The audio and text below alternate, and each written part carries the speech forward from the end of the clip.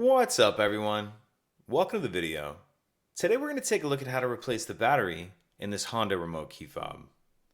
This key fob is going to use replacement battery CR2025, and I'll put a link in the description box of this video to where you can purchase these batteries if you're in need. The other thing we're going to be using is a flathead screwdriver.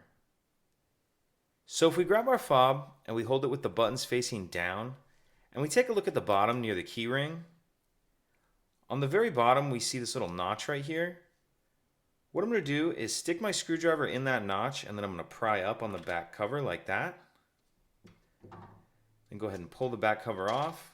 And if your circuit board sticks in the back cover as this one did, you can use your screwdriver just to get under the edge of it and carefully pry that out.